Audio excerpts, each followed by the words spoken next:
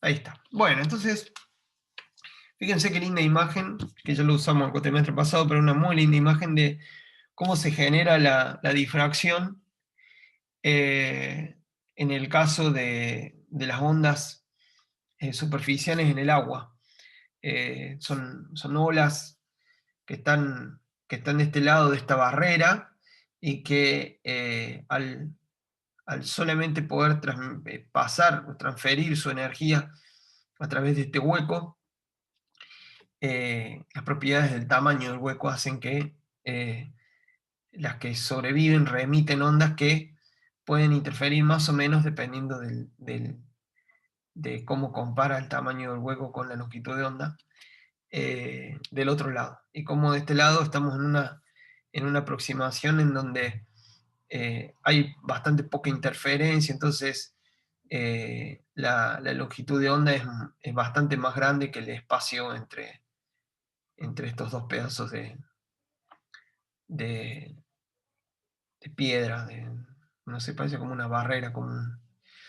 Entonces en ese caso teníamos poca interferencia en los costados, de manera que esto equivalía como si hubiese una fuente acá que está enviando ondas esféricas hacia todos lados sin tener una clara idea de la sombra de este obstáculo.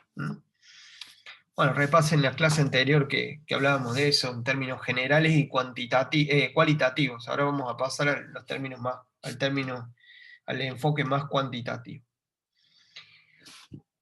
Entonces, vamos a hacer un poquito de hincapié en una aproximación que va a ser general. Y la planteamos desde el vamos, así ya estamos todos en el mismo longitud de onda. Y es que no nos vamos a ocupar de los campos, del campo eléctrico, ni bien salimos o muy cerca de la obstrucción o de la abertura, sino que vamos a preocuparnos de los campos y de su interacción muy, muy lejos, o sea, a distancias mucho más grandes que la distancia característica de la abertura en este caso. Entonces eso permite concentrarse en la difracción llamada de Fraunhofer, que es la difracción también denominada de campo lejano. Entonces vamos a hacer un tratamiento en el cual todo lo que analicemos de diferencia de fase entre fuentes no bloqueadas va a pasar por un filtro, va a pasar por una aproximación en donde vamos a hacer suposiciones sobre cómo llegan esas ondas allá lejos, cómo interactúan esas ondas muy, muy lejos de esa abertura. Y para eso vamos a suponer que, como ya se imaginarán, que las ondas que van a llegar allá lejos van a ser ondas planas. Acuérdense que toda onda esférica, lejos de su punto de emisión, puede ser vista como una onda plana. Entonces, va a ser de interacción de ondas planas. Entonces, esa es la característica de la difracción de Fraunhofer. Entonces, ¿cómo se llama la difracción cuando no consideramos, eh, o sea, la aproximación de onda plana no funciona? Es decir, cerca del obstáculo o cerca de la abertura, bueno, esa es la difracción de Fresnel, en la cual no nos vamos a focalizar en este curso. Entonces, es interesante ver la irradiancia generada por una ranura para distintas distancias desde la ranura. Entonces colocamos una fuente de luz, una ranura y del otro lado una pantalla donde vemos la irradiancia. Y vamos viendo qué patrón veríamos de irradiancia para pantallas cada vez más lejos de la ranura. Y cuando estamos muy Profe, lejos de la pantalla le llamamos sigma minúscula y, y, a la pantalla donde vemos la irradiancia se llama sigma mayúscula. La irradiancia a grandes distancias no tiene nada que ver con la irradiancia que veríamos cerca de la ranura. Esta es la característica de la irradiancia de la difracción de Fraunhofer, y este límite para campos muy cercanos es la de Fresnel. profe, ¿Me escuchás, Santiago? ¿Me escuchan todos? me parece que me lo dijo a mí, que dije profe y no sé si me escuchaste vos. Sí, sí, sí. Ah, perdón. Sí, sí, gracias, gracias, porque Santiago creo que tiene problemas para escucharnos. ¿Santiago? Ahí creo que se arregló. Bueno, bueno. Tengo una duda.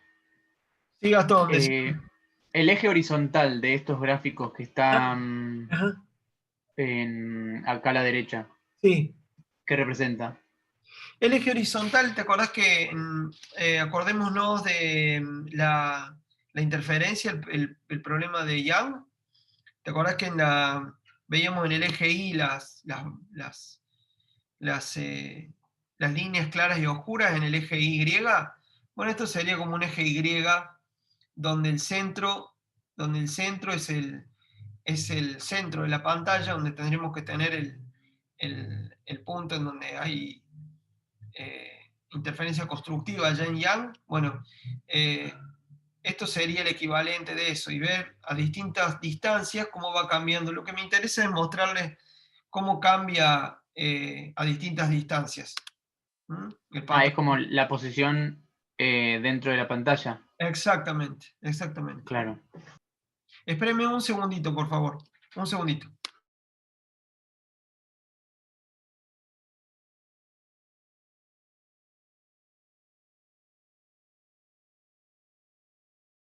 No damos grabación. Bueno, entonces esto sería posición sobre la pantalla, efectivamente, posición sobre la pantalla a distintas distancias. Entonces, la irradiancia acá muy lejos nos muestra un máximo central, mientras que muy cerca de la pantalla, muy cerca de la abertura, esto no hay un máximo central, hay una forma diferente, eh, con más estructura y simétrica, sí, pero diferente. Entonces, vamos a tratar este caso, el caso Fraunhofer, la aproximación Fraunhofer para campos muy, muy lejanos. Muy bien. Entonces, como les dije, en este caso la irradiancia va a ser el producto de la interacción de ondas que obedecen más estrictamente a la, a la forma esférica de las ondas. Acuérdense que esos frentes de onda no bloqueados van a emitir a su vez ondas secundarias esféricas. Entonces, difracción de Fresnel va a tratar con la interacción de las ondas esféricas, pero a medida que nos acercamos a la difracción al dominio de Fraunhofer, vamos a estar al mismo tiempo tratando con frentes de onda que son planos. ¿Por qué? Porque el plano es la aproximación de una sección de onda esférica cuando la sección que nosotros seccionamos es muy pequeña en comparación con la distancia que ha recorrido la onda desde su punto de emisión. Entonces, siguiendo todo lo que vamos a ver hoy, lo pueden seguir el libro Óptica de Hedge y Zayak, así que también lo tienen ahí, por si quieren. Entonces vamos a suponer ahora qué ocurre cuando tenemos una colección de n fuentes puntuales puestas a lo largo de una abertura y que irradian de manera coherente. Y vamos a ver qué es lo que pasa muy, muy lejos con esas fuentes puntuales. Entonces vamos a ir aproximándonos al problema de difracción de a poquito. Entonces, primero veamos una colección de n fuentes, todas dispuestas una al ladito de la otra, separadas equispaciadamente, cubriendo toda una abertura, a lo largo de una abertura, y vamos a ver cómo se suman los campos muy, muy lejos de esa abertura, de esas n fuentes. Entonces, bueno, este sería el caso, sería la abertura sale de acá y llega hasta acá, todo esto sería la abertura, y ahí adentro tenemos un número fijo, n, de fuentes. Estas fuentes, por el principio de Huygens-Fresnel, Huygens-Fresnel, empieza cada una a emitir de manera secundaria ondas esféricas, y acá se ven los frentes de las ondas esféricas cómo se van sumando, generando en esta dirección en particular, los frentes de onda que van a terminar que va a terminar en el punto P de una pantalla muy, muy lejos. ¿Mm?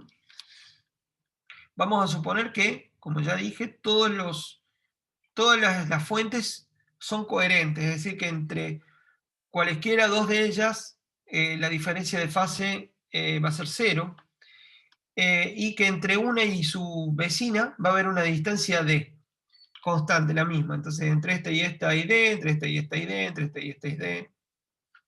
Entonces vamos a estudiar cómo interactúan todas estas ondas, cómo las ondas generadas por todas estas fuentes, muy muy lejos, interactúan al llegar al mismo punto P en una pantalla. Entonces, vamos a hacer la primera aproximación de la tarde, que es, vamos a suponer que P, ese punto donde vamos a analizar la suma de todas las ondas, queda tan lejos que la amplitud de los campos provenientes de cada una de las fuentes, al llegar a P, es la misma. Es decir, que todos estos que cada onda ha atravesado más o menos la misma distancia, hasta llegar al punto P. Está tan lejos que haber salido de acá o haber salido de acá da lo mismo para la amplitud. Entonces la primera aproximación que vamos a hacer es sobre la amplitud.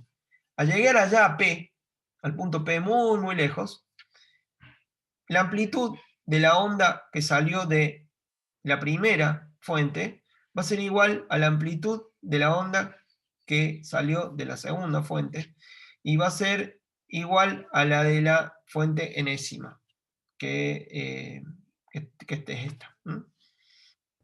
¿Está? Perdón, una pregunta. Sí, Santino. Termino de entender cómo es que se relaciona la amplitud con el camino óptico que está haciendo la Bueno, onda. está bueno. ¿Te acordás cuando teníamos a ver si puedo graficar. ¿Te acordás cuando teníamos una onda esférica? Cuando teníamos una onda esférica teníamos un puntito y salían ondas esféricas así. ¿Está? Entonces, la solución para una onda esférica para una onda electromagnética esférica, tiene como amplitud algo que depende de la distancia como 1 sobre r, siendo r la distancia a donde yo evalúo la amplitud. Entonces, la amplitud de esa onda esférica va a ir decayendo con la distancia desde la ubicación de la fuente. Ahora, 1 sobre r va a tener una derivada que va a tender a 0, es decir, se va a intentar aplanar la curva allá lejos. Entonces, muy muy lejos, cuando r se hace muy muy lejos, muy muy grande, la variación entre 1 sobre r y 1 sobre r más delta r va a ser muy poca. Entonces, la amplitud, por cierto, va a ser pequeña, que la amplitud que vamos a tener ni bien salimos de la fuente, pero muy muy lejos la amplitud no va a cambiar tanto como muy muy cerca. Por eso podemos suponer que si todas emiten con la misma intensidad, allá lejos todas las ondas van a ser de amplitudes parecidas. ¿Se entiende ahí? Sí, sí. Vos decís de amplitud, Iguales. de amplitud como onda. Yo pensé que decían yo pensé que decías que iban a estar en la misma fase. Y no Van a emitir entendía en por la qué. misma fase, van a emitir en ¿Qué? la misma fase y también van a emitir con la misma frecuencia, con la misma amplitud. Claro, claro. Yo lo que había entendido por un instante fue que estabas diciendo que iban a terminar teniendo una interferencia constructiva en todos los puntos. Todavía no hablamos de la fase, Gastón. Hablamos solamente de la amplitud hasta ahora. Va a haber, Sí. va a haber constructiva y va a haber destructiva en función de en qué dirección yo esté mirando. Pero la primera aproximación, que es la que estamos haciendo ahora, es que todos los campos allá lejos van a valer más o menos lo mismo, sin importar de dónde provengan las ondas. Esa es la primera aproximación. ¿Está Sí. bien?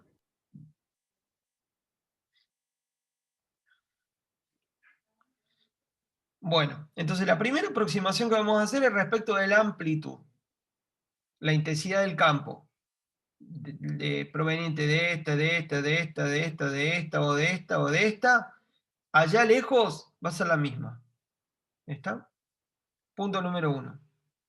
¿Por qué? Porque van a haber viajado más o menos la misma distancia. La diferencia de camino entre esta y esta, que sería más o menos esto, no es significativo para producir un cambio real en la amplitud. Ya veremos que no es lo mismo aplicar esta aproximación a la fase. No vamos a aplicar la misma aproximación.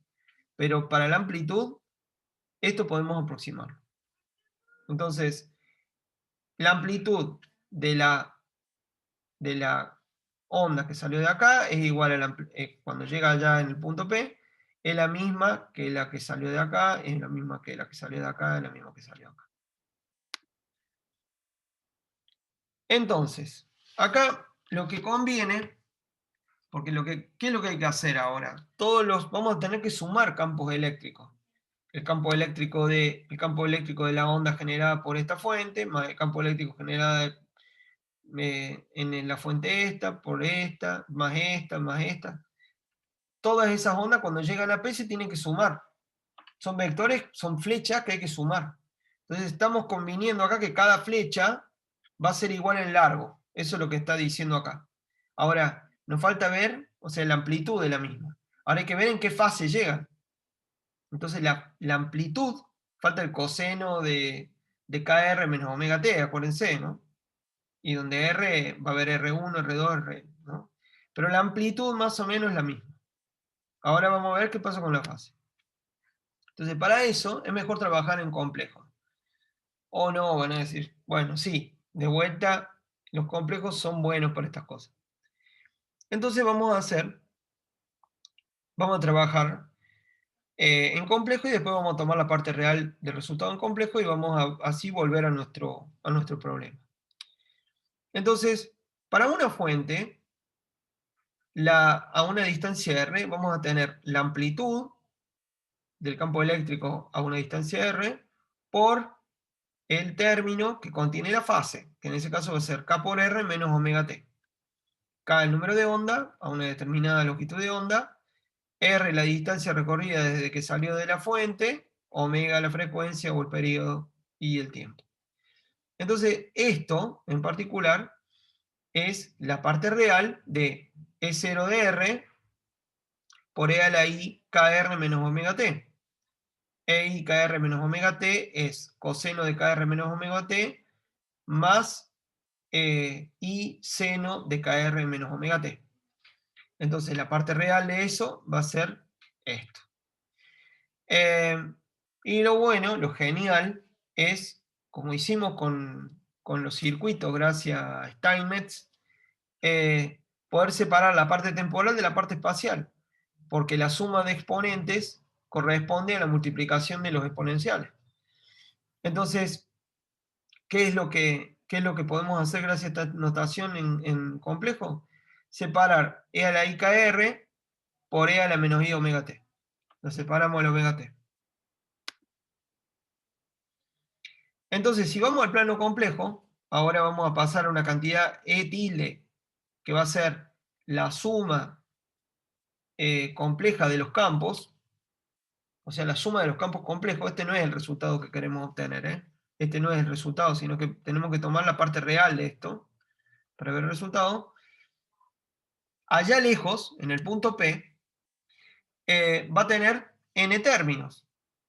Cada término va a ser el campo de la fuente correspondiente, que viajó desde la fuente hasta el punto P, donde quiera que esté el punto P, teniendo por ahora como única restricción que esté muy lejos. Muy lejos respecto a qué? Que sea R una distancia muy grande en comparación con D, que es la distancia entre las fuentes. O N por D, si quieren, para hacerlo más estricto. ¿Ah? Entonces, bueno, este es un término complejo, es el campo de la fuente 1, allá lejos en el punto P. Esta es la onda de la fuente 2, allá lejos en el punto P. Sumo todo, hasta el campo de la fuente N, enésima, donde la distancia entre P y la fuente enésima es R sub N. La distancia entre la fuente 1 y P es R1. ¿Y por qué puse acá RC, E0 de R en todo? Porque ya hice la aproximación que a la distancia R, medida de donde querramos nosotros, más o menos las amplitudes son las mismas. Ahí está la primera aproximación, que nosotros, si queremos, podemos sacar factor común E0R de todo esto, porque hice esa aproximación. Ahora, una cosa es la amplitud y otra cosa es la fase. Puede ser que yo tenga una amplitud que valga 5, pero la amplitud final no va a ser, en P no va a ser 5, o 5 voltios metros, porque voltios por metro, porque el tema es que depende de la fase. Esto tiene un coseno que varía entre 0 y 1, entonces entre menos 1 y 1, si quieren. Entonces, esto va a terminar, este valor va a terminar dando el valor total de esto. Pero bueno, las amplitudes son las mismas, entonces podemos sacar factor común, la amplitud de toda esta sumatoria, y además podemos sacar factor común e a la i omega t, porque separo esto como el producto de dos exponenciales, esto también como el producto de dos exponenciales, etc. Entonces saco también e a la menos i omega t, lo saco para afuera. Y además, lo que voy a hacer es poner todo en función de distancia entre R1 y el RI. O sea, entre la distancia, voy a sacar factor común, e a la IK por la distancia desde la fuente 1, de la primera fuente. De esta distancia. Entonces, la de esta me va a decir R2 menos R1, porque voy a haber sacado factor común R1, entonces, como sacar factor común quiere decir dividir, y dividir exponenciales quiere decir restar los exponentes, me van a quedar 1, que va a ser la fuente 1, la fuente 2, que respecto a la fuente 1 va a haber sido emitida a una distancia R1 más R2 menos R1, y así R3 menos R1, y así Rn menos R1.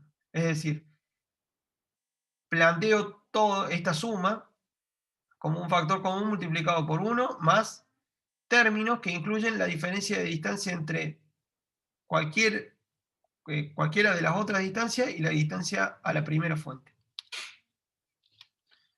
¿Y cuánto es R2 menos R1? Ya dijimos que estamos muy lejos y que prácticamente todas las distancias son, todas las líneas que van desde la fuente hasta el punto P son paralelas. Así que podemos aprovechar la propiedad que ya dedujimos en el problema de Young. Así que para ese lado estamos yendo. ¿Y qué decía Young?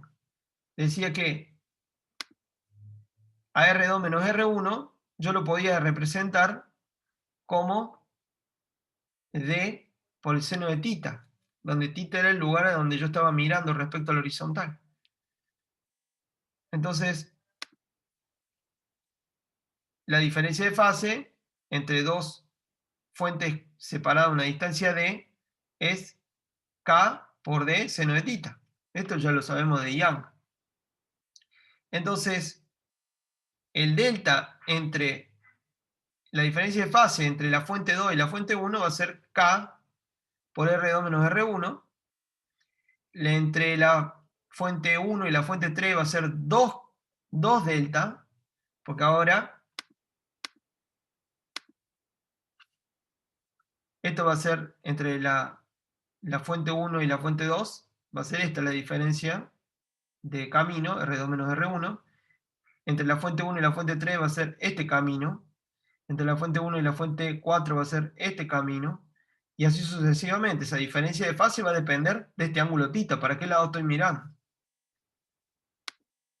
Entonces de esa manera yo puedo poner todas estas restas que aparecen acá, todos estos exponentes, en función de un número natural por delta.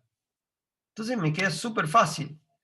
Me queda la expresión de E tilde igual a E0 por R por E a la menos I omega T I K R1, lo que saqué de factor común, multiplica 1 más E a la I delta, que es la diferencia entre la fuente 1 y la fuente 2, más E a la 2I delta, pero E a la 2I delta es E a la I delta al cuadrado.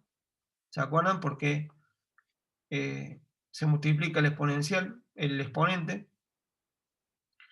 Y el tercer término con la cuarta fuente es E a la I delta al cubo, lo cual es E a la I 3 delta, y así sucesivamente hasta la fuente, a la diferencia respecto a la fuente n, que va a ser I delta a la n-1. Esto de vuelta, después se sientan y lo miran tranqui, porque requiere un poco de detención analizarlo. Pero bueno, lo que estamos haciendo es escribir todo en función de la diferencia de fase entre la primera fuente y las restantes fuentes. Eso es lo que estamos haciendo. Para expresar más fácil el campo allá lejos, en el punto P.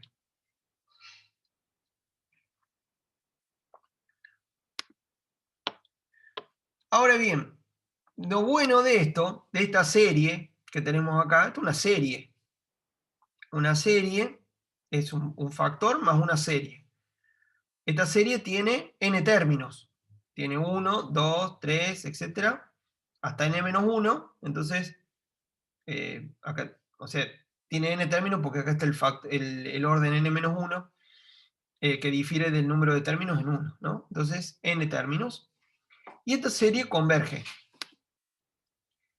Entonces, esta serie converge a este valor. Eso no lo vamos a ver, pero es un resultado que podemos usar tranquilamente. Eso es lo bueno de esta sumatoria, que no importa cuán larga sea, cuán grande valga n, lo piola es que tiene un resultado igual a esto. Entonces puedo reemplazar esta suma, la reemplazo por esto, y es mucho más fácil.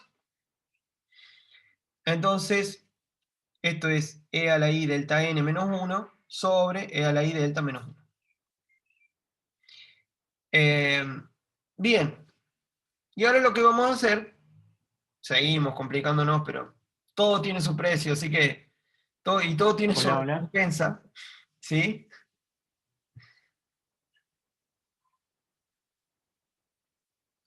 A ver, Ahí se vio el mouse. ¿se escucha? Ahí se escuchó de nuevo. Ah, Se cortó un ratín. ¿dónde se cortó, chicos? Más o menos apenas llegaste a esta diapositiva. Dale. Disculpen.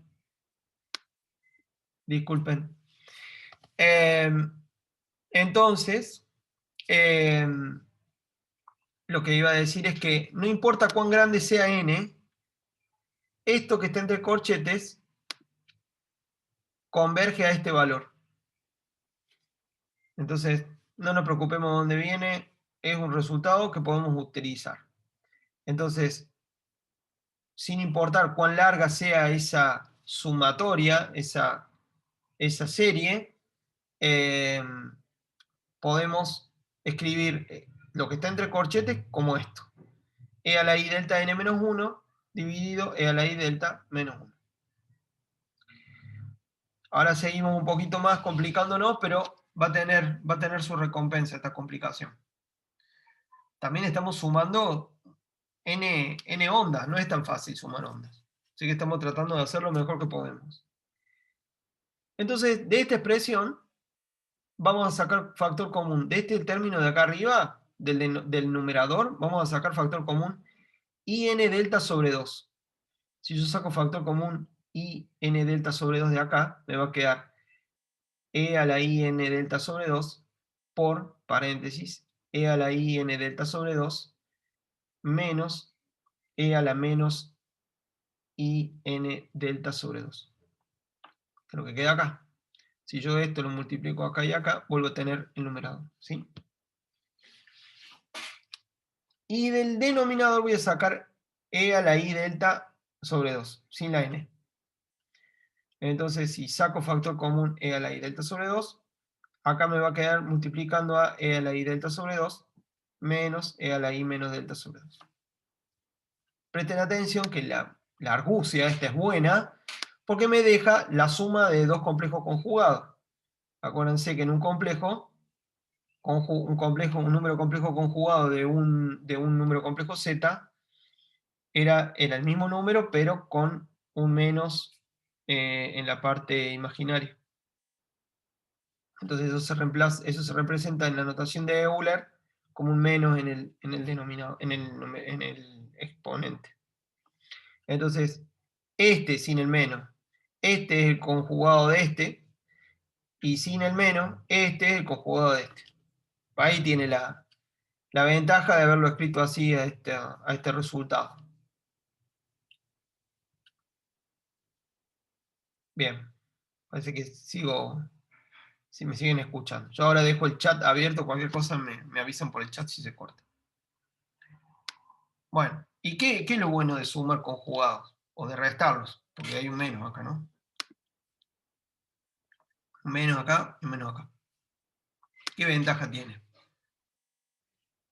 Digo, la ventaja es que un número complejo menos su conjugado es 2 veces número i por la parte imaginaria del complejo. Entonces, ¿cuánto vale la parte imaginaria de este número? La parte imaginaria de este número es seno de n delta sobre 2. Y la parte imaginaria de este es menos seno de n delta sobre 2. Y la parte imaginaria de esto es seno de delta sobre 2. Y la parte imaginaria de esto es menos seno de delta sobre 2. Entonces, está buenísimo escribirlo así porque de este choclo que apareció acá, lo puedo resumir en esto. Esto es el factor común. Todavía falta. Esto, dividido esto, lo puedo representar como esto, e a la esto menos esto. Entonces me queda e a la i n menos 1 delta sobre 2, multiplicando al seno 2 veces 2i por la parte imaginaria de z, y 2i por la parte imaginaria del que está abajo, y los 2i se van, y me queda seno de n delta sobre 2. Exacto, Santiago, sí, se canceló. Exacto. Y seno de delta sobre 2 abajo. ¿Está bien? Bueno, podemos respirar un poco. Es medio tedioso, pero ya vamos a llegar al resultado. Entonces, bien. A todo esto lo que hemos resuelto es esta parte. ¿Ya? Ya que nos falta esto.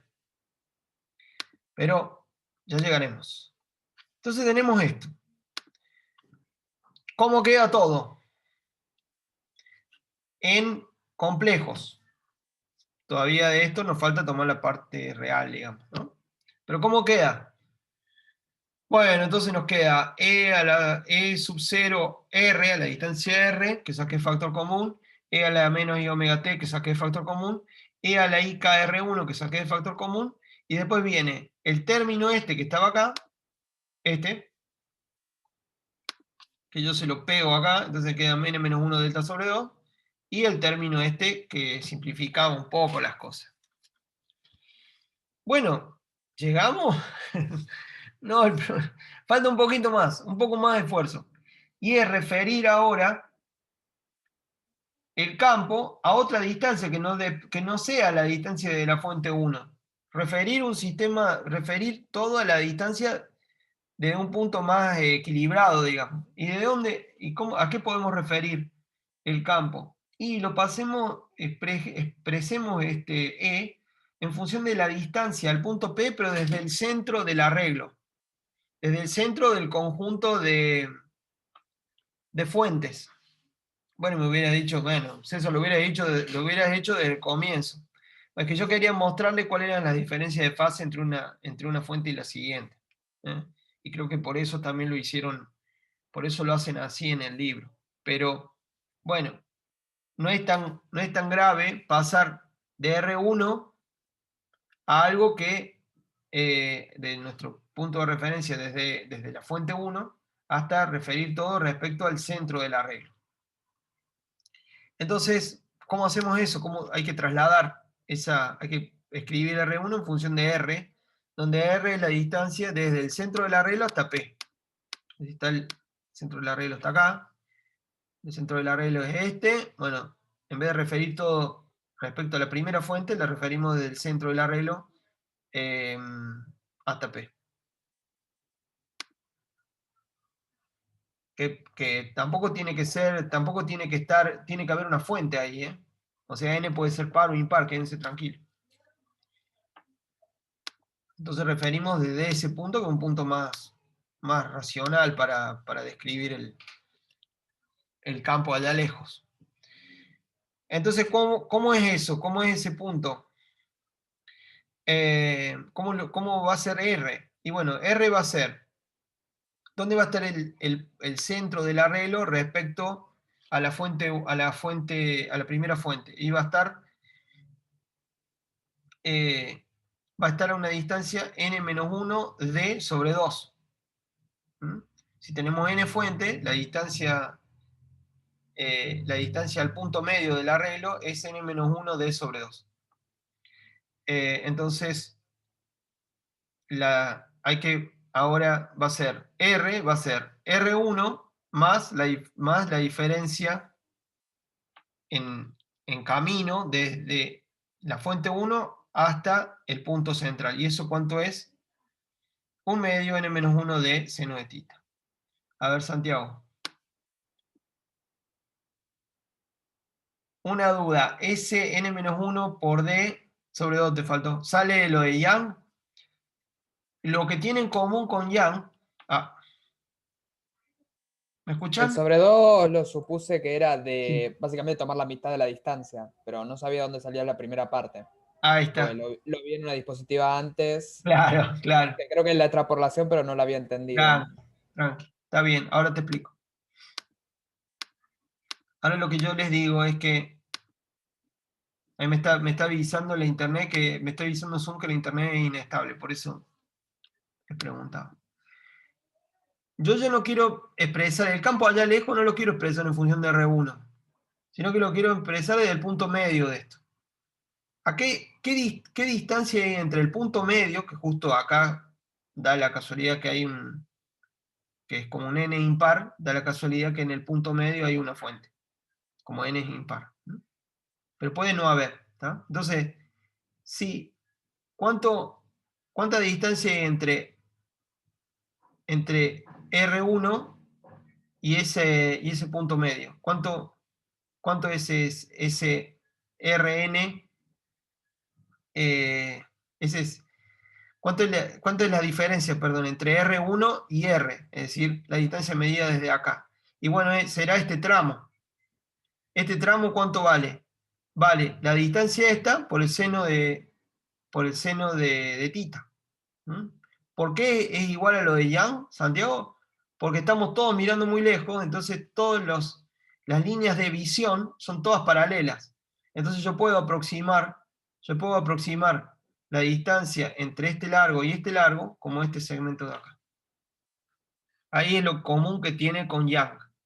¿Está bien? Es como si tuviera dos fuentes, una en el centro del arreglo, una fuente acá y la otra a una distancia de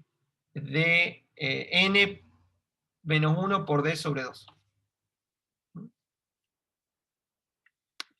Ok, me acabo, no sé por qué, pero me acaba de agarrar una laguna mental y perdí el concepto No, de R. no es raro, no es raro, O no es sea, raro en esta clase, quédate tranquilo.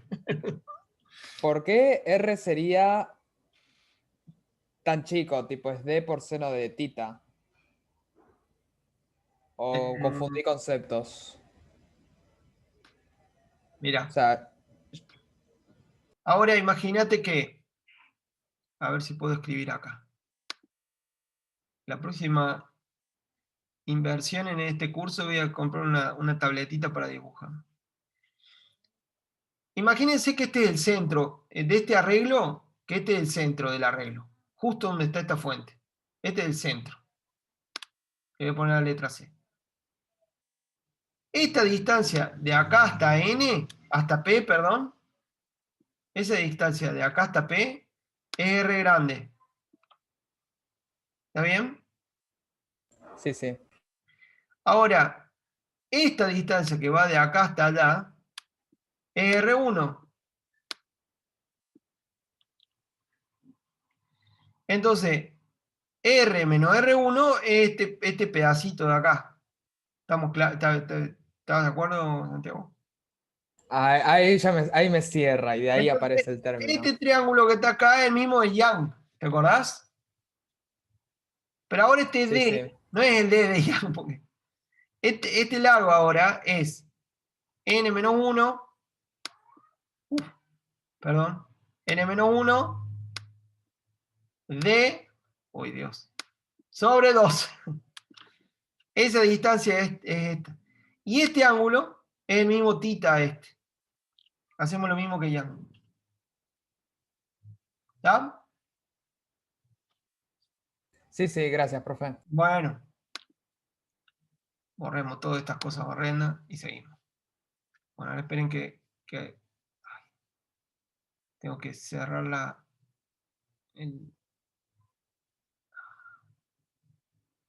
los elementos para dibujar. No puedo borrar esa.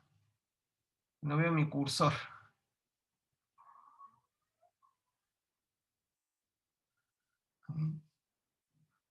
Ahí va, ahí abajo.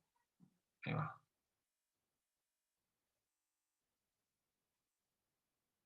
Ahí va. Listo. Bueno, gracias por la paciencia. Bueno. Bien.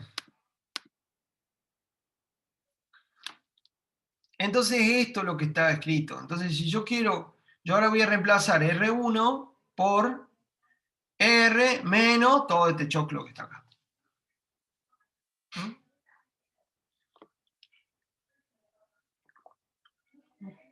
Entonces, pero fíjense que está buenísimo porque es justamente esto. Justo lo que estaba escrito es R. Es K por R. Entonces, miren cómo se me simplificó esto enormemente. Me quedó E0 por R, que es esto, E a la I omega T restando E a la menos I omega T que pasó de este lado, y todo este choque de acá me quedó Falta un acá. K. Me falta el K multiplica esto. El K multiplica esto, sí. Falta el K. Falta el K. Sí, sí. A ver. ND. No, no, no, está bien. ¿Por qué? Porque acá queda, a ver, N1D, N1D, de seno. Ahí está, perdón, perdón. Cuando, cuando, el, cuando el K multiplica, cuando K multiplica D seno de tita, K D seno de tita es delta. No es lo mismo D que delta, ¿eh? Entonces, K por D seno de tita es delta. Eso es la cuenta anterior que hicimos. ¿Está? Por eso aparece K por R acá. Genial, Claro. gracias. ¿Está bien? Bueno, bueno, ya vamos a llegar al descanso. Bien. Bueno, ahora calculemos la irradiancia. o el flujo por unidad de área y unidad de energía por unidad de tiempo y unidad de área, y ¿cómo es? Sin promediar. Entonces, para tener una idea, como es proporcional a E módulo D al cuadrado sobre 2, en complejos no hace falta volver a la parte real y ahí multiplicar, sino que en complejo E cuadrado es E complejo por su conjugado. Entonces, esto es el conjugado. Asterisco es conjugado. A ver si lo puedo agregar así. Ahí. Asterisco es conjugado.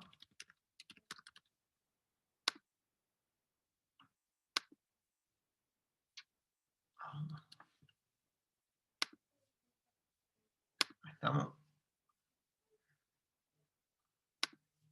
Ahí va. Bien.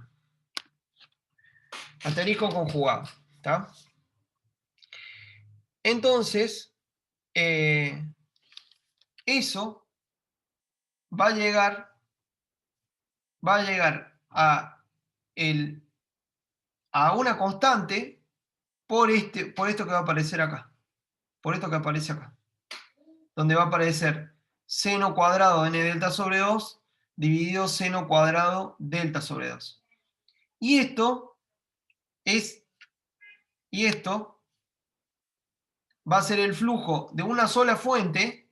Esto es el flujo de una sola fuente que estaría como en el centro del arreglo. Entonces va a ser la irradiancia de una sola fuente que está en el centro del conjunto de n fuentes por algo que depende del cuadrado del seno de n delta sobre 2 y del cuadrado del seno de delta sobre 2.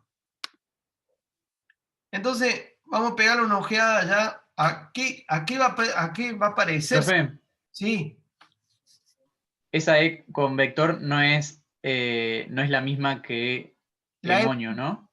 es la E tilde. Es esta, la que venimos viendo, esta. Ah, o sea, en vez del vector, ahí se quería poner una tilde. La tilde es el complejo que estamos viendo. Sí. ¿No?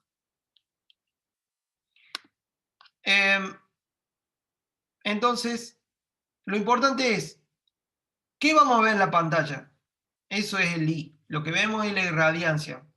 ¿Qué vamos a ver en la pantalla? Todavía no promediamos, hay que promediar acá, ¿se acuerdan? Y acá queda un coseno cuadrado que promedia. Entonces, ¿qué vamos a ver en la pantalla? Vamos a ver algo como si fuera una sola fuente que está en el punto medio del arreglo, modulado por este factor que apareció porque hay muchas fuentes.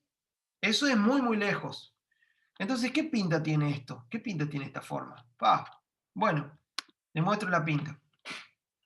Seno cuadrado de n por algo sobre seno cuadrado de algo. ¿Está?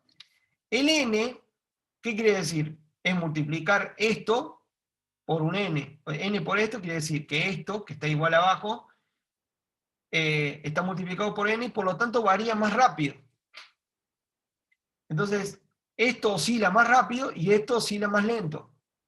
Entonces, este factor va a provocar variaciones más lentas y este factor va a ocasionar variaciones.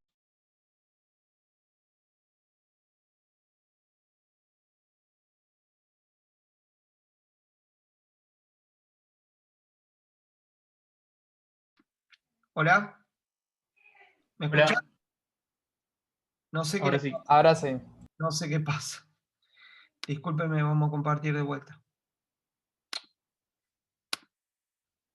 Vamos de vuelta. Está grabando, no sé qué va a salir esto, pero bueno. Vamos de vuelta. ¿Entendieron la explicación del término de acá de arriba? ¿De la expresión de arriba? Sí. ¿No? Bueno, entonces, este numerador, imagínense que hace... varía muy rápido.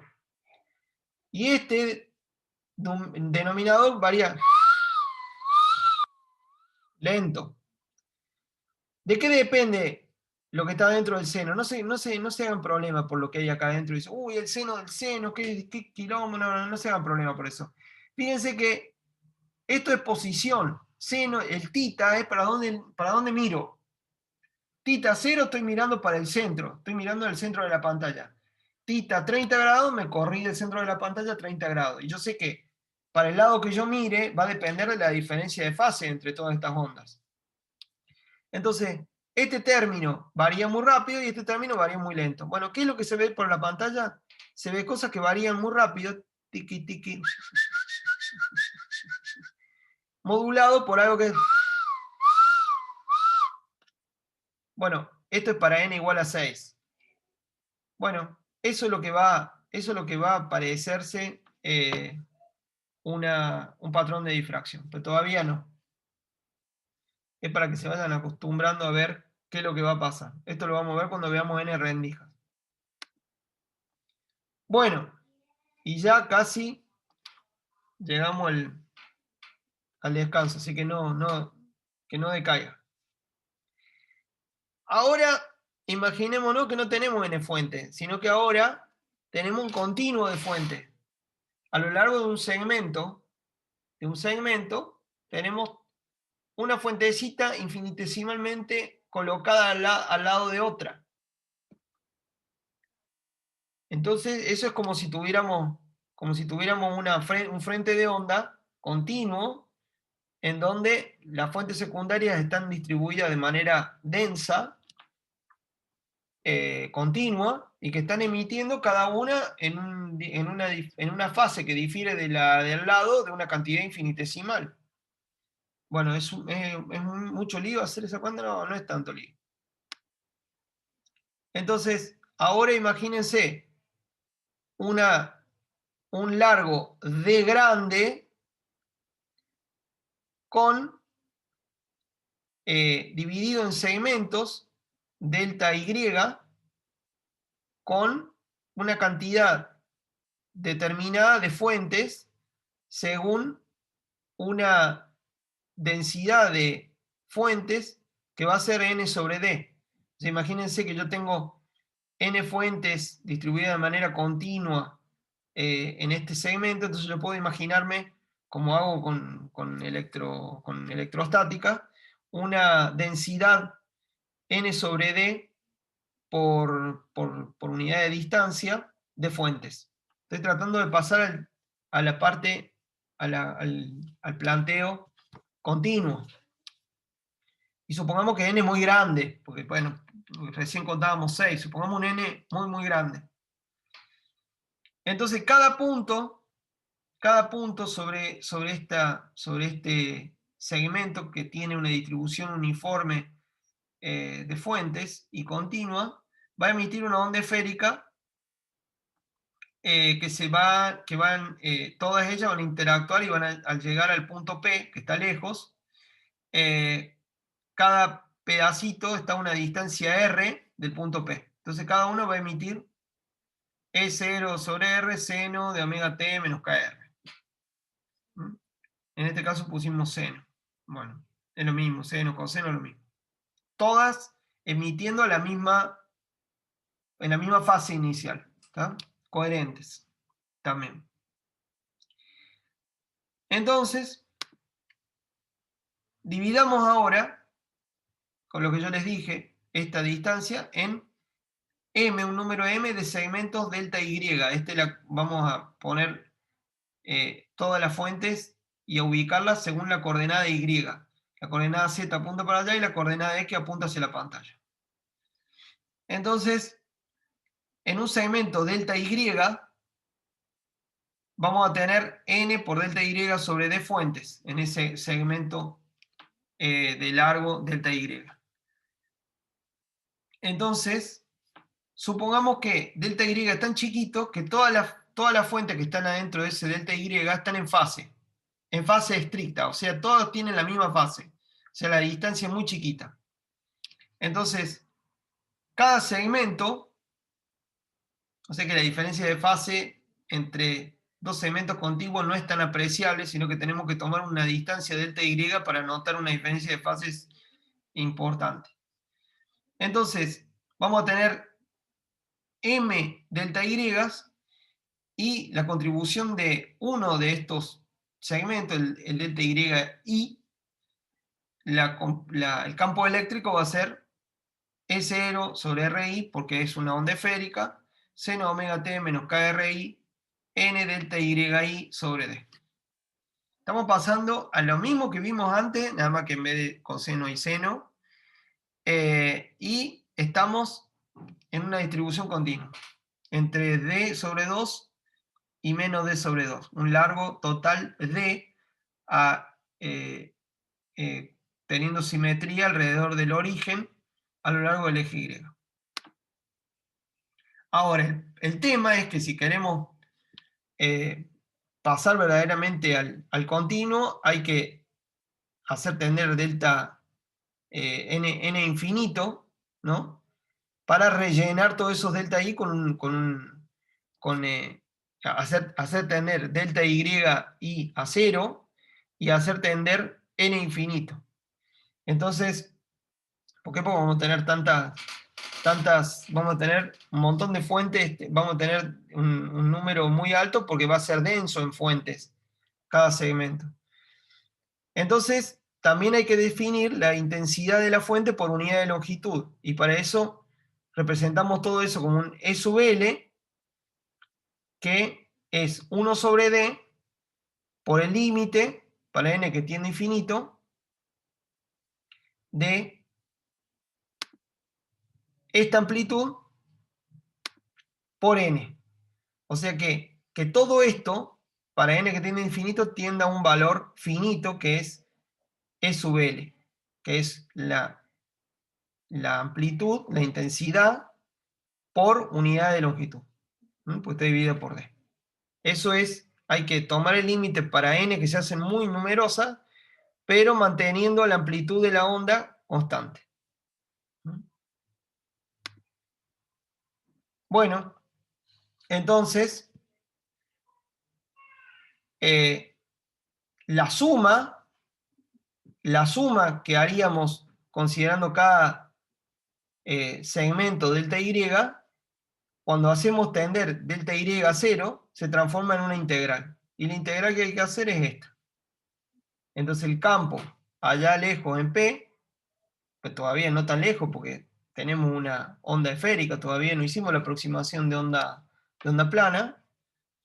Para el continuo es la integral de, es E sub L, ya tomamos el límite, no nos preocupemos tanto por esta amplitud, es la integral por la integral de, que va desde menos D sobre 2 hasta D sobre 2 en Y, de seno de omega t menos K por R sobre R. Donde R es función de Y, entonces para cada puntito sobre la colección continua de fuentes hay una determinada distancia al punto P. La distancia de acá hasta acá va a depender de la posición de esta fuente. La distancia de acá hasta acá va a depender de la posición de esa fuente. ¿Y cómo ubicamos a cada una de las fuentes? Con la coordenada Y. Bien, vamos a parar acá. Y después vamos a seguir. ¿Qué otra pregunta les quedó antes que paremos un ratito?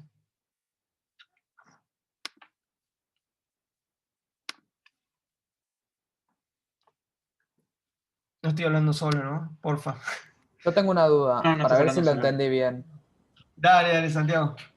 O sea, nosotros ahora esta última parte fue pensar en vez de fuente puntuales, fuente con una distribución continua. Por Perfecto. eso, en vez de quedar como una sumatoria antes, ahora lo tenemos como una integral. Perfecto, captaste el mensaje central. Sí, Genial. perfecto. Era esa mi duda, para ver si Bueno, más o menos estaba siguiendo. bien. No se duerme. Bueno, Gastón, ¿otra pregunta? Porque te oí recién. No. Bueno, Solamente dije que se escuchaba, que sí, que no bueno. se había silenciado en ningún momento. Está bien. Bueno, hagamos una pausa media corta, si no les molesta. Volvamos y cuarto, porque tenemos un trechito más todavía. pero aléjense unos 5 minutos de la pantalla y retomamos en 5, ¿sí? Bueno, y cuarto, volvemos. Bueno, vamos a seguir grabando.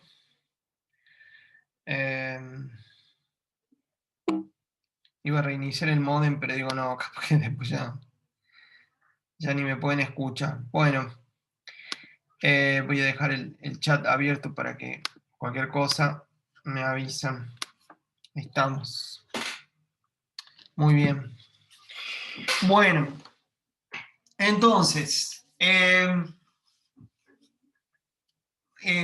hicimos, como dijo Santiago bien, hicimos n fuentes coherentes, pasamos a una distribución continua de fuentes, en donde tenemos que hacer un balance en donde tenemos que tener en cuenta qué densidad de fuentes hay, pero a la vez tomar la cantidad de fuentes que tiene infinito para definir una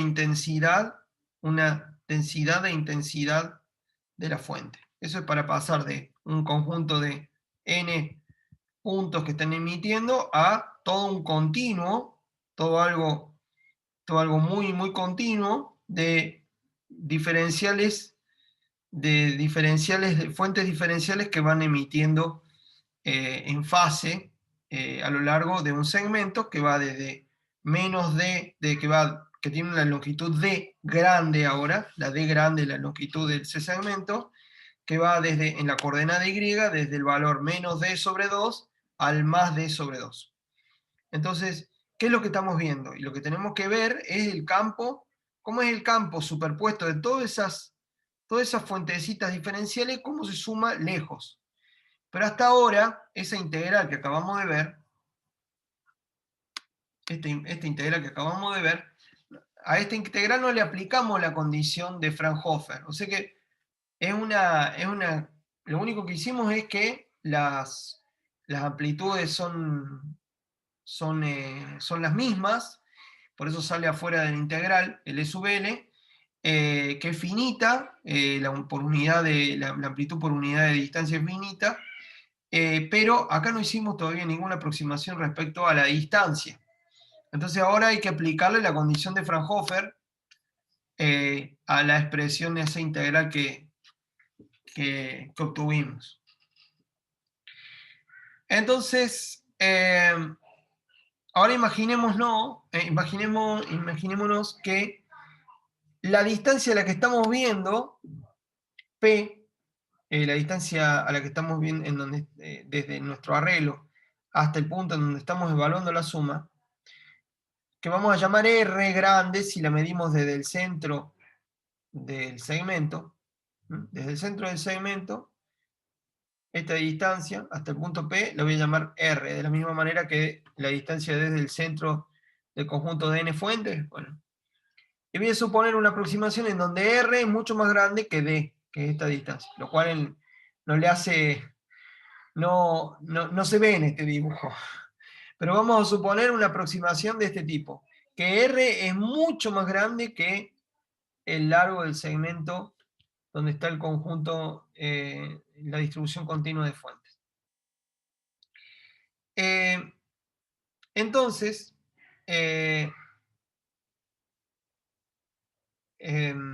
bien, ¿qué es lo que va a pasar? Y lo que va a pasar es que la distancia desde cada diferencial de distancia, Y, desde cada diferencial hasta P, no varía mucho con Y. Eso voy a suponer que la distancia no varía mucho. Entonces, tampoco, si no difieren entre ellas, tampoco van a diferir respecto a R. Entonces, esa primera aproximación se la puedo aplicar a la amplitud, como la aplicamos antes. Antes, a la amplitud yo puedo decir que la amplitud de todas las ondas que lleguen acá van a ser más o menos la densidad de intensidad por unidad de distancia o por distancia sobre R. Esto va a ser la amplitud sobre la distancia. Esto no va a cambiar. Sea que esté emitiendo la fuente acá, o sea que esté emitiendo acá. El cachito de campo eléctrico que va a llegar acá, proveniente de cualquiera de estas fuentes, va a tener la misma amplitud. Vamos a hacer la misma aproximación que para el caso de n fuentes. ¿Tá? Para la amplitud anda bien. Entonces ya puedo sacarme de encima esta variable r que dependía de y, porque va a indicar básicamente la distancia entre el pedacito, la fuente y el punto P. Pero esta aproximación tan simple no la puedo hacer acá adentro. ¿No? No puedo ser tan drástico con esa aproximación. Entonces acá voy a tener más cuidado en aproximar R. Pero acá, en la amplitud, va a andar bien. ¿Qué quiere decir esto? Quiere decir que pasé a qué tipo de onda. A una onda plana, ¿no? Pasé a una onda plana porque ya en la P ya no va a depender, ya voy a tener una amplitud constante, ya no va a depender de la distancia. Bueno, vamos ahora a ver cómo encaramos esta parte de acá, que es la más complicada. Pero bueno, tampoco tanto. Entonces vamos a hacer el mismo planteo que hicimos hace un rato, y está basado en Young también. Y es que, imaginemos ahora, miremos esta línea, esto de costado, o sea, el eje Z va a salir de la pantalla.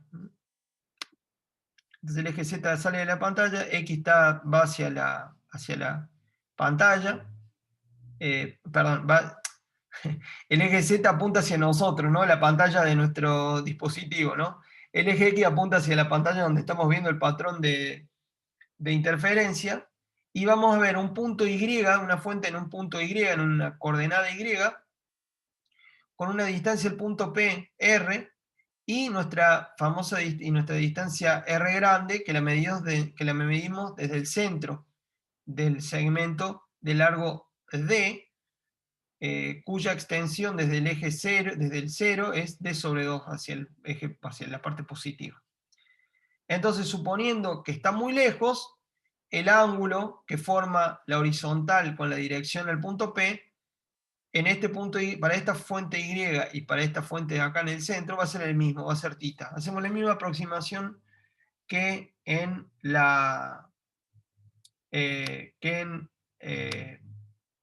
Young. Entonces, ¿cuánto va a ser la distancia? Lo mismo que vimos la otra vez. ¿Cuánto va a ser la distancia R menos R chica? R menos R chica va a ser Y por el seno de θ. Entonces yo puedo aproximar R por R grande menos Y seno de θ. ¿Se acuerdan que habíamos hecho lo mismo hace un ratito con las n fuentes, con un término un poco más complicado? Fíjense acá qué lindo que queda. Queda mucho más fácil. Entonces ahora en la integral, y ahora estamos en el caso real, no estamos tratando con complejos. ¿Se dieron cuenta? No estamos en complejos. En vez de poner R, pongo a lo que equivale R. ¿Y por qué le pongo parecido? Porque esta resta, R menos R chica, R grande menos R chica, es esto, pero cuando P está muy lejos. Entonces, reemplazo, como decía, R chica por R grande menos I seno de θ.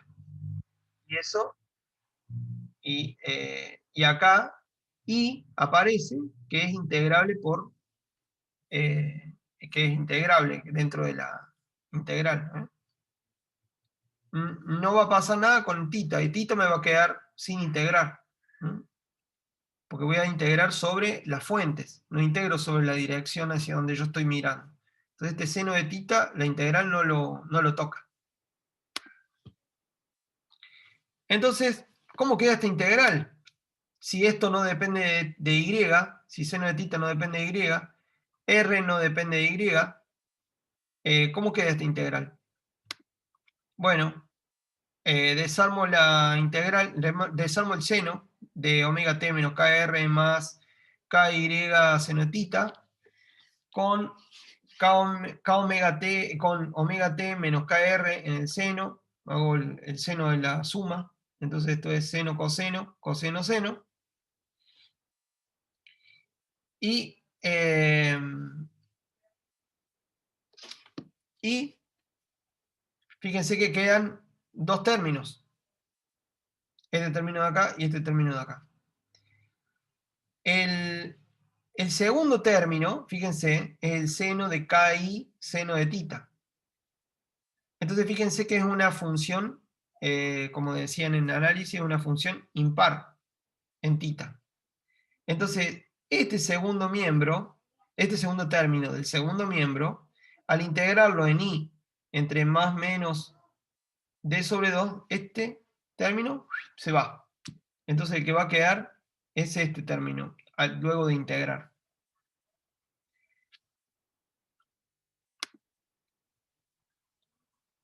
Y entonces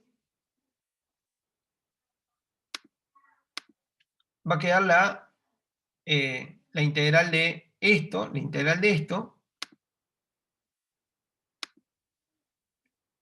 va a quedar esto. ¿Por qué queda eso? Porque es simplemente integrar respecto a y esto, sabiendo que seno de tita k no depende de y que omega t y kr no depende de y. Entonces la integral es, si a ustedes les parece muy complicada, la integral es súper fácil. Esto para y es una constante, esto para y es una constante, y la k es una constante, y la k es una constante. Seno de omega t menos kr para y es una constante, así que sale afuera. Entonces no va a ser muy complicado hacer esta integral. Acuérdense, una integral respecto de y. Y por eso aparece d sobre 2 acá y d sobre 2 acá.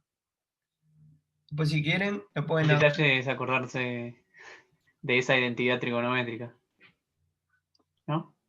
No, acá no hay, es como, fíjate acá, Gastón, que si vos tachás esto, te queda la integral de omega t menos kr, coseno de ky, seno de tita, ¿está?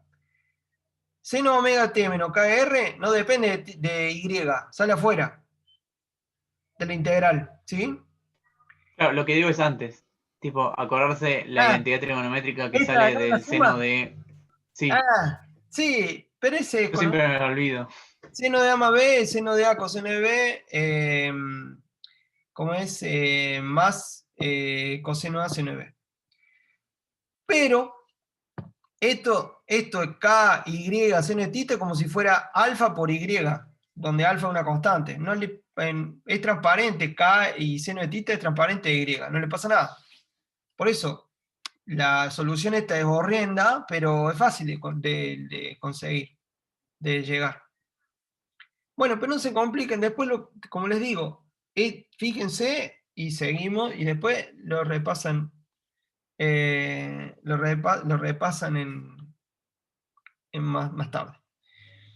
Entonces, ¿qué es esto? ¿Qué es esta expresión? Bueno, fíjense,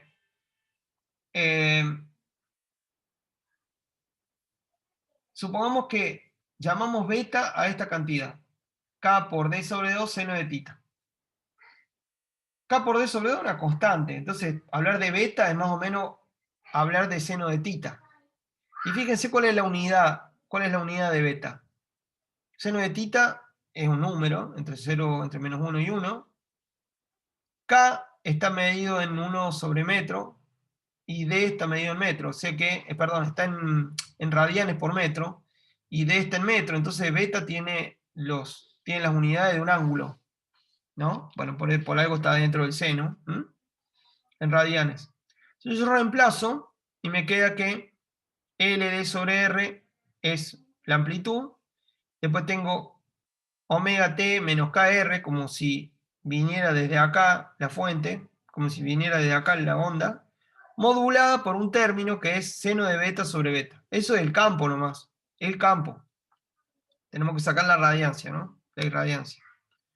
¿Y cómo es la irradiancia? La irradiancia es cuando varía en función del tiempo, es módulo de E al cuadrado promediado en el tiempo.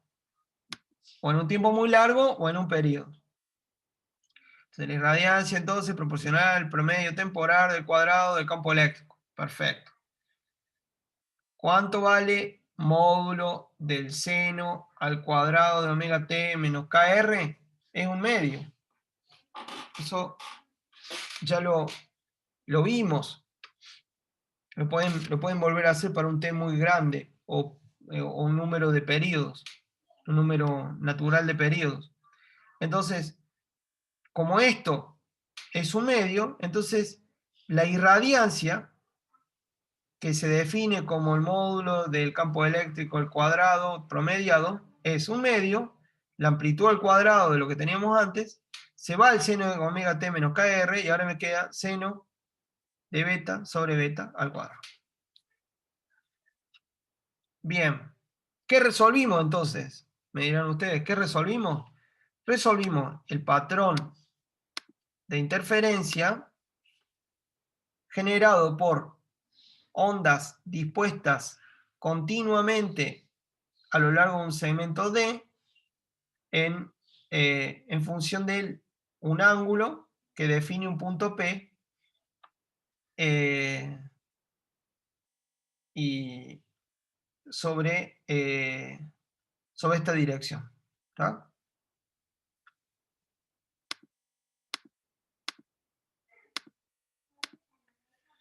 Bueno, analicemos esto en función de tita. ¿De dónde depende de tita esto? Depende acá adentro. Porque beta, como ya vimos, lo definimos como K por D sobre 2 seno de tita. Entonces veámoslo en función de seno de tita. Bueno, cuando beta igual a 0, beta igual a 0 implica que tita es 0, porque beta depende del seno de tita. Entonces, si tita vale 0, beta vale 0, y tita va a lo sumo a más pi sobre 2 o a menos pi sobre 2. Porque no me voy a fijar en un punto del otro lado de la fuente. No tiene sentido. Entonces, tita a lo sumo va a ser pi sobre 2 o menos pi sobre 2. Entonces,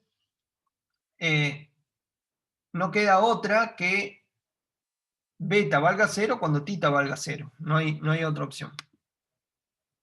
No es que beta puede valer 0 cuando tita vale otra cosa que no sea 0. Entonces, ¿pero qué es lo que pasa? Fíjense acá la expresión para la irradiancia. Si beta tiende a 0, seno de beta sobre beta, ¿a qué tiende? ¿Se acuerdan de ese límite? No tenía 1, uno. ¿no? Bien, tiende a 1. Perfecto, perfecto. Entonces, fíjense que si esto, entonces, esto tiende a 1 en el centro. Bueno, ¿qué vamos a tener en el centro? Vamos a tener un medio de E sub L por D sobre R al cuadrado por 1. ¿Y qué otra cosa sabemos? ¿Dónde va a valer 0 esto?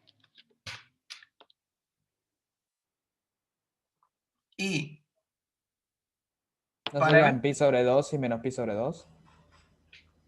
Y cuando beta valga pi sobre 2, seno de beta va a valer 1.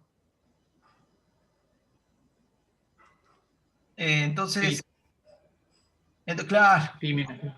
ahí está. Pi también puede ser menos pi, también puede ser 3pi. Pero es verdad, es lo mismo, pi ¿Está menos bien? pi. Bien, buenísimo. Entonces, ¿dónde va a ser mínimo? ¿Cuándo vamos a tener i igual a 0? No i de 0, porque ya sacamos cuánto vale i en el centro de la pantalla. Vamos a tener mínimo cuando beta valga más o menos npi, con n igual a 1, 2, 3, 4. N no puede valer 0 porque en ese caso beta igual a 0 y en 0 sabemos que tenemos un valor igual a un medio LD sobre R cuadrado. Entonces, si I vale 0 en estos beta, ¿qué implica para tita? ¿Dónde van a estar los mínimos donde I valga 0? Los mínimos de irradiancia van a ser donde el seno de tita valga más o menos 2n pi sobre kd. Eso es simplemente reemplazar beta por su expresión, kd sobre 2 seno de tita, a esto y despejar seno de tita. Entonces, ¿qué quiere decir? Quiere decir que los mínimos van a estar los mínimos van a estar en ángulos tales que su seno es más o menos n lambda sobre d. Es decir, un número entero de la longitud de onda de la luz con la que estoy trabajando, dividido la distancia de la ranura. El largo de ese segmento, no dije ranura, el largo de ese segmento. ¿Mm? Ese segmento es unidimensional, no tiene ancho, tiene un ancho infinitesimal, ¿sí? Tiene un largo d, pero acuérdense que es una distribución de puntos uniforme, entonces a los costados, en el eje z, no tengo el ancho de esa distribución de fuente es 0. O sea, es diferencial. Está todo a lo largo de Y, no hay nada a lo largo de Z, no tiene un ancho esto. Ya vamos a ver qué pasa cuando se transforma en una ranura. Estamos analizando una línea de fuentes. Una línea. Un hilo de fuentes. Bueno, pues ya sé de dónde hay mínimos, ya sé que hay un valor no nulo en el centro. Y ahora vamos a ver qué pasa con el patrón de emisión. Entonces tengo la línea de fuente a lo largo del eje Y. La línea de fuente es solamente unidimensional. Estoy a una distancia R más o menos de una pantalla. El punto P está en algún lado de la pantalla. Y el eje Z está para este lado. ¿Qué pasa cuando... Fíjense qué expresión quedó acá. Quedó que los mínimos están a n por lambda sobre d. Entonces es muy importante ver dónde están los mínimos, porque ver qué pasa con los mínimos cuando d y lambda se relacionan de una manera determinada. Por ejemplo, si d es mucho mayor que lambda, es decir, si el largo de la línea de fuente, el largo de esta línea, de este hilo de fuente, es mucho mayor que la longitud de onda a la que se emite,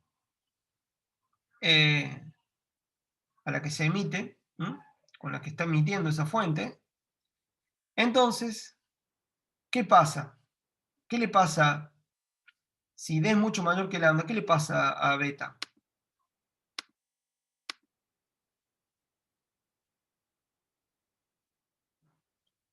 Si d es mucho mayor que lambda, este cociente, esto que está acá, es más o menos 2pi d sobre lambda. Entonces beta se hace muy grande. Entonces, si beta se hace muy grande, seno de beta al cuadrado es un número que a lo sumo va a valer 1. Y este número se me va a hacer muy grande, con lo cual me mata todo esto. ¿Se entiende? ¿Vuelvo? ¿Lo digo de vuelta? ¿Se entendió? ¿Alguien no entendió? Bueno, entonces, si el largo se hace muy grande, mucho más grande que la longitud de onda, entonces la amplitud va a decaer muy rápido con tita. Si me muevo a titas, si me muevo a titas distintos de cero, si me muevo a titas distintos de cero, la irradiancia decae mucho acá arriba del plano XZ y debajo del plano XZ. ¿Por qué no va a decaer acá? ¿Por qué no va a decaer la irradiancia cerca de este eje X? Porque cuando tita es igual a 0, beta es igual a 0, y sin importar cuánto beta valga, voy a tener un valor no nulo de la irradiancia. No me importa cuánto valga D o cuánto valga lambda. Fíjense, si yo dejo tita distinto de 0, perdón. Si tita es distinto de 0, seno de tita es distinto de 0. Si D sobre lambda es muy grande, todo este número va a ser muy grande. Beta va a ser muy grande, y entonces esto va a ser muy chico. Ahora, si θ vale 0, si θ vale estrictamente 0, esto se hace 1.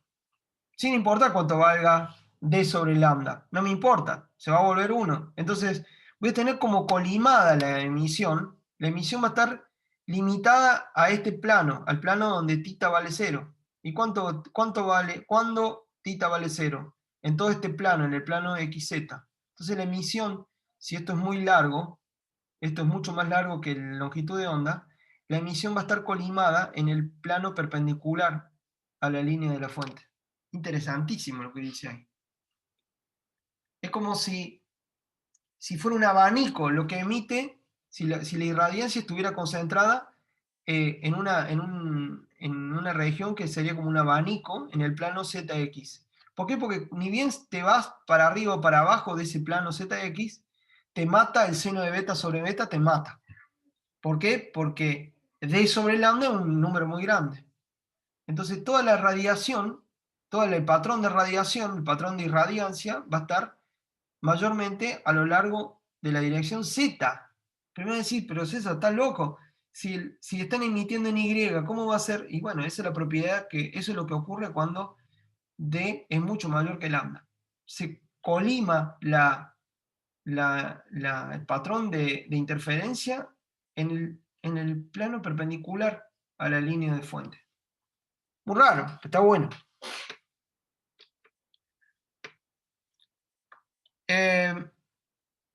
Y ustedes lo vieron, de hecho ya lo vieron en el experimento de Young, ya lo vieron. Ven que si la ranura es vertical, el patrón de Young es horizontal. Entonces un poco ya lo vieron eso. Y como ya se deben imaginar, el planteo de la difracción es mucho más general que el planteo de la interferencia. Entonces van a poder ver Young como un caso especial de difracción de dos rendijas. Así que todo esto que estamos viendo incluye al fenómeno descrito por Young. Bien.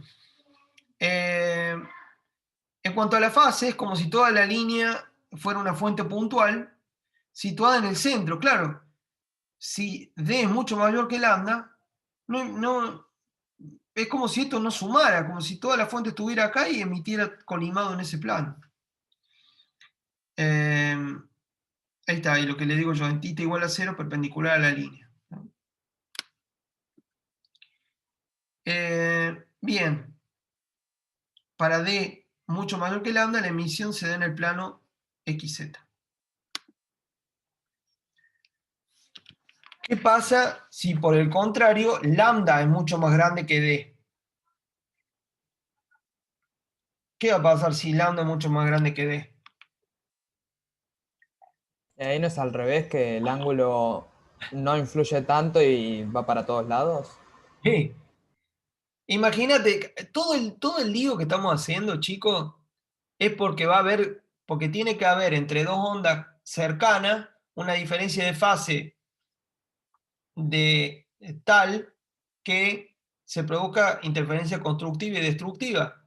Pero si lambda es mucho más grande que D, entre D es muy chiquita para garantizar una diferencia de fase lo suficientemente grande como para que haya destructiva.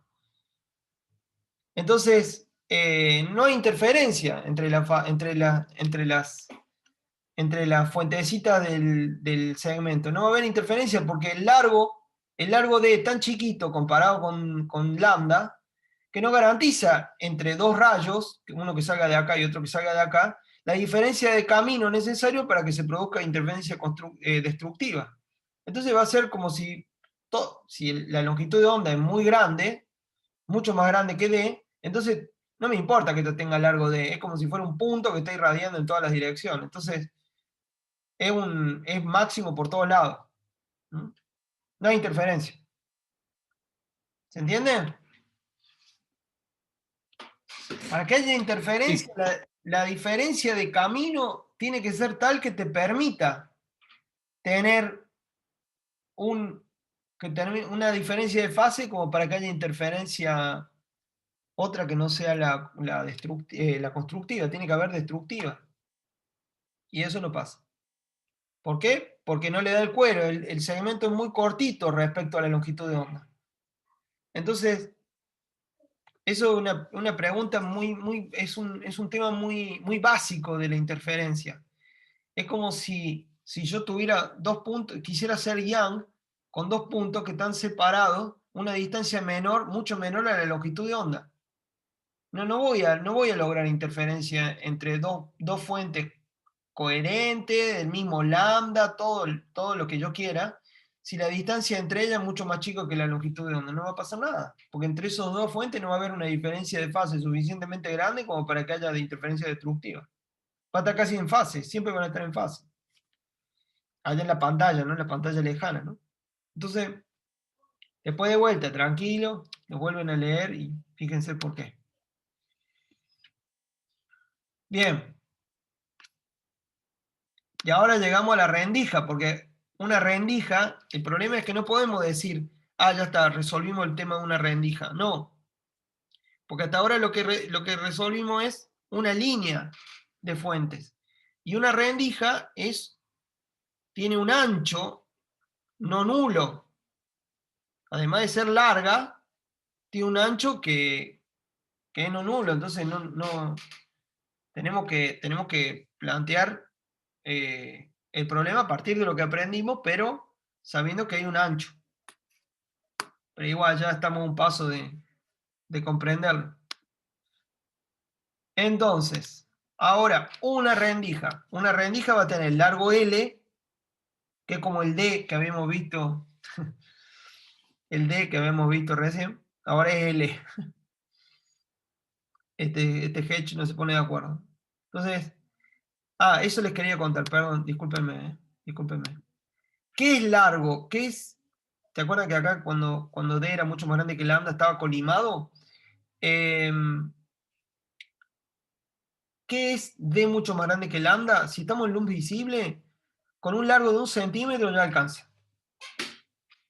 Para luz visible, lambda, acuérdense, está del orden de, no sé, 500 nanómetros. Entonces ya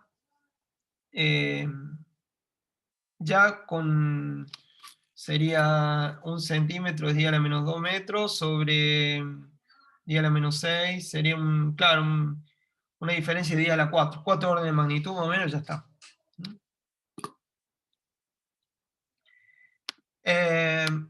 Bien, entonces, una rendija, yo ahora lo puedo ver como una sucesión de tiritas, de fuentes en tiritas, como las tiritas que vimos recién, los hilitos. Yo voy llenando de hilitos en un ancho B, todos hilitos de largo L, uno al lado del otro, para cubrir toda la rendija. Porque la rendija va a ser, la sección, el área de la rendija va a ser el área que va a incluir a las fuentes que no van a estar obstaculizadas de interactuar entre ellas allá lejos, por el principio de Huygens-Fresnel. Entonces, la clave de la rendija está en elegir el L y elegir B. Entonces voy a elegir L tal que cumple esto, D mayor que lambda.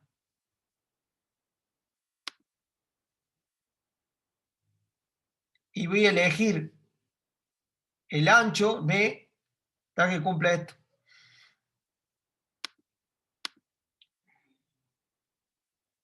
B también es algunos cientos, perdón. Va a ser más grande, pero no tanto. Sí, discúlpenme. El L sí va a ser varios centímetros. O sea, voy a estar muy en este régimen. El B voy a estar de un poquito más grande que lambda. Algunos cientos de lambda. Ahí está. Va a ser un poco más grande, no va a ser más chico. Entonces, ¿cómo hacemos el tratamiento? Bueno, lo que yo les dije. El ancho en el ancho B voy a meter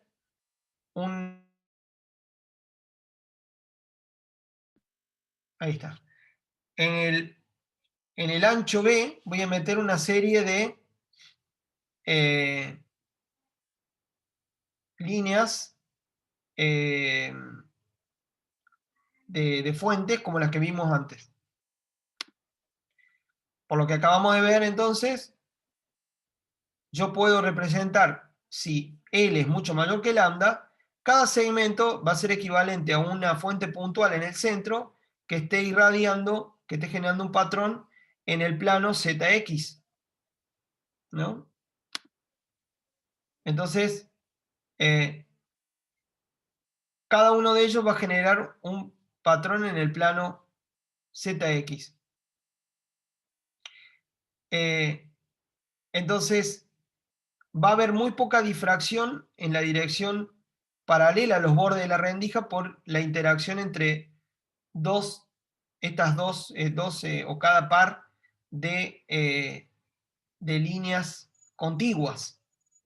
Entonces, mayormente el patrón de difracción va a estar en el plano ZX.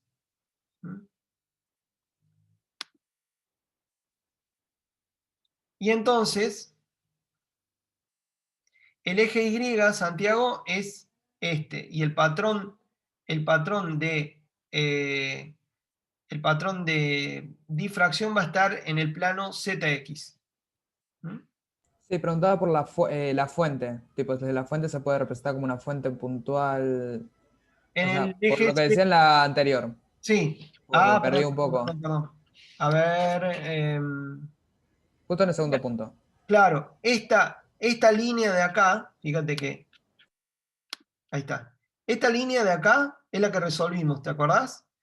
Cuando L, el largo de la línea, es mucho mayor que lambda, esto es como si fuera una puntual que irradia en el plano ZX. Entonces, para cada línea, eso va a equivaler a un punto. Entonces, cada línea se transforma en un punto. Y los puntos de varias líneas contiguas van a estar dispuestos a lo largo del eje Z. Ya entendí. Cubriendo el espacio B, la distancia B. Genial, gracias, profe. De nada. Bien. Entonces, bien. Entonces no va a haber este largo B, no va a ser tan largo como para generar difracción en este sentido. Entonces el mayor efecto de la difracción va a ser sobre la dimensión en donde la rendija es más larga, que es donde mejor se cumple esta condición de acá. Entonces, el ángulo θ, después lo que se hace es medirlo desde el eje X sobre el plano XZ. Así yo voy a medir así voy a medir el ángulo θ, que me va a decir cada punto sobre el eje Z y su irradiancia. En la pantalla, muy lejos, porque estoy hablando de Fraunhofer. Olvídense de la difracción de Fresnel, la mencionamos al comienzo, pero ya no hay más difracción de Fresnel.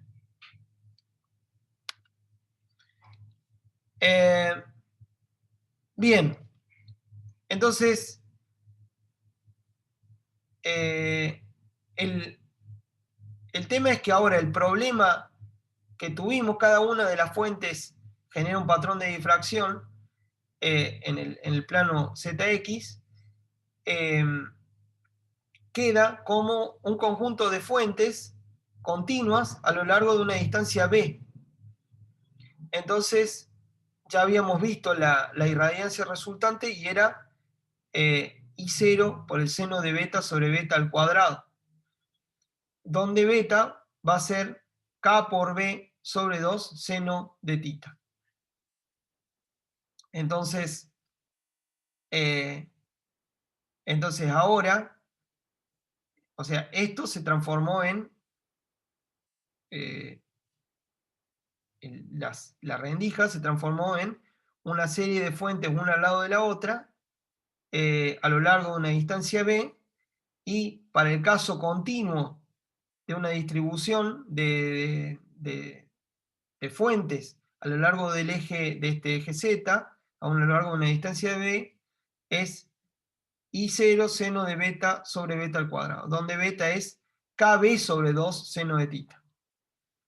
Ahora KB sobre 2 seno de tita, ¿y qué es lo que pasa con la que está en Z, con la que está en Y? Y la emisión se da solamente a lo largo del plano XZ. ¿Cómo da el patrón? Da así. En este plano, el patrón de una rendija de ancho B da así.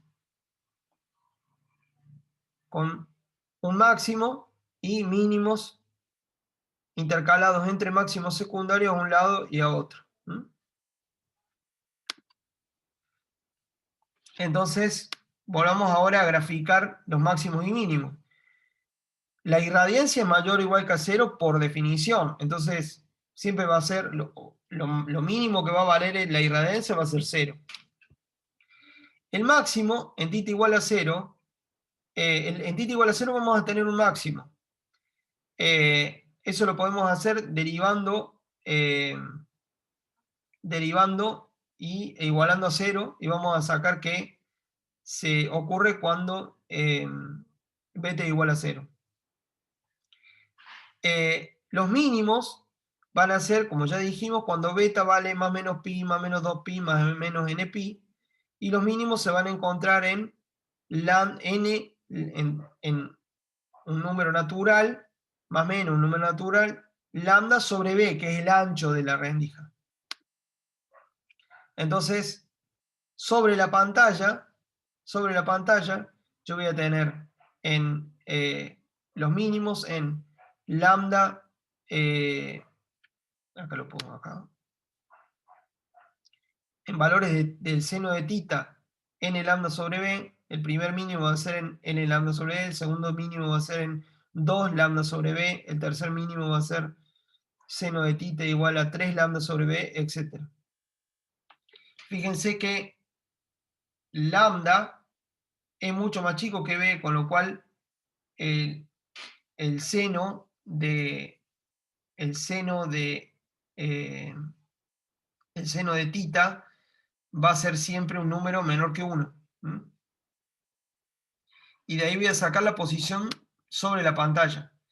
Una cosa que se puede hacer es, si esto es L, entonces y estoy viendo ángulos muy chiquitos, entonces el seno de tita,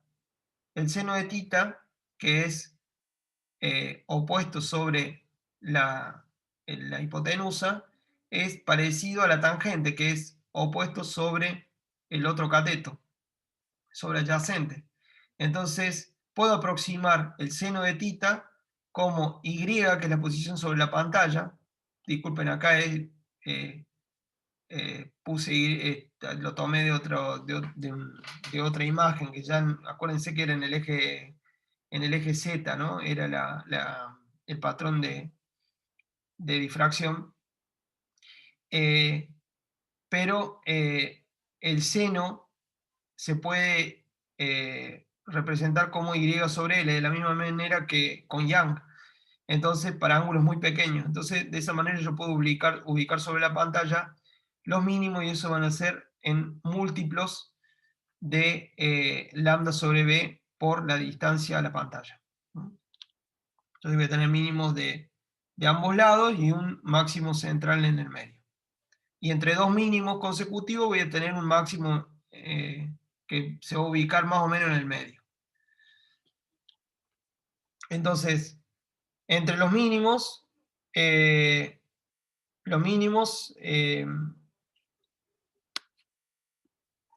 entre los primeros mínimos, que van a estar a más o menos lambda sobre b en valores de seno de tita, voy a tener el máximo central del patrón de difracción. Y los otros máximos hay que derivar la irradiancia respecto de beta y ver dónde es un máximo. Y eso se puede hacer, se deriva, y respecto de beta, para sacar los máximos, para sacar los mínimos es facilísimo. Es cuando beta vale npi, más o menos npi. Para sacar los máximos no es tan fácil, hay que derivar e igualar a 0 para que me den los máximos estos locales. se deriva, no hay problema, me queda esta derivada, la igualo a 0. Entonces, o esto vale 0, o esto vale 0. ¿Mm? Entonces vamos a tener un máximo cuando beta vale 0, que es el máximo central, y los otros máximos van a ser cuando esto valga 0. Esto que está acá valga 0. ¿Está? ¿Y cuando esto vale 0? Cuando la tangente de beta es igual a beta. Y esto es una ecuación trascendente que se puede resolver solamente numéricamente. Bueno, ¿cómo se resuelve? Son los puntos en donde la tangente de beta, que son estas curvas que están acá, se cruzan con beta igual a beta. Va a ser 0, va a ser este valor, va a ser este valor. Bueno, acá están las primeras raíces. Estos son los valores de beta para los cuales hay máximo local. Pero para que tengan una idea, es más o menos a mitad de camino entre dos mínimos. Entonces, si se le pregunta, bueno, ¿dónde están los máximos secundarios? Y más o menos a mitad de camino entre dos mínimos. Entonces, si la posición del mínimo este y del mínimo este las tengo, por ejemplo, menos lambda L sobre B, y acá tengo menos 2 lambda L sobre B, la mitad de camino va a ser esto más esto dividido 2, es decir, 1,5 lambda L sobre B, va a estar más o menos a la mitad de camino. Para tener bien el valor tengo que resolver la ecuación esta, tengo que sacar las raíces de esta ecuación trascendente de acá, que da más o menos lo mismo. Fíjense, el primero da a 1,5 pi, casi 1,5, después voy a tener casi 2,5, después casi 3,5. Bueno, más o menos la mitad de camino entre dos mínimos. Bueno, no sé si tenemos algo más. Y esto es cómo se vería I en función del seno de tita. Entonces, en función del seno de tita, va a tener en función de beta y en función del seno de tita. Si lo quiero expresar en función de beta, me queda el máximo, y cuando beta vale pi tengo un mínimo, cuando beta vale menos pi tengo un mínimo. Y fíjense que los valores de los máximos van decreciendo conforme yo me aparto en titas cada vez más grandes.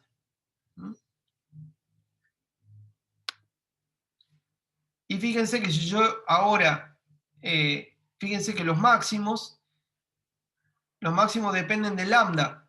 Entonces, si yo tiro luz blanca, voy a tener en el máximo van a coincidir todos los colores, haciendo que el máximo sea blanco, pero los máximos subsiguientes van a depender de lambda, con lo cual voy a tener separación de los colores en los distintos máximos a ambos lados del máximo central.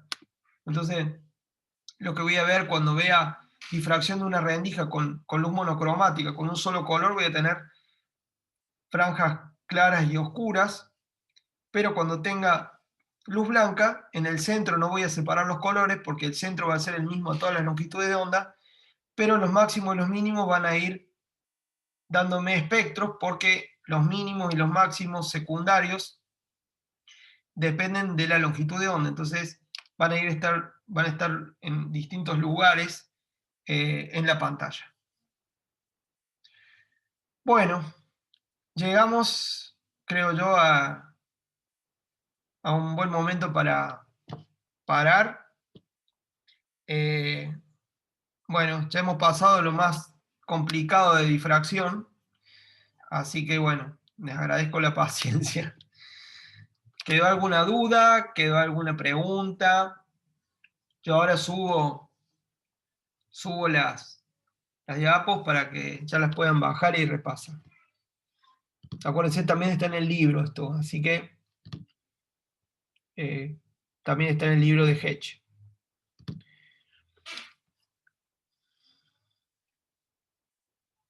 ¿Alguna consulta, alguna pregunta?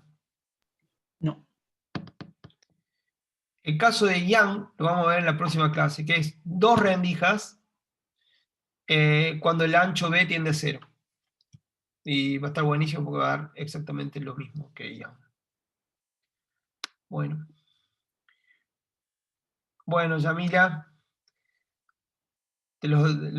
se van a quedar los pobres chicos re quemados, así que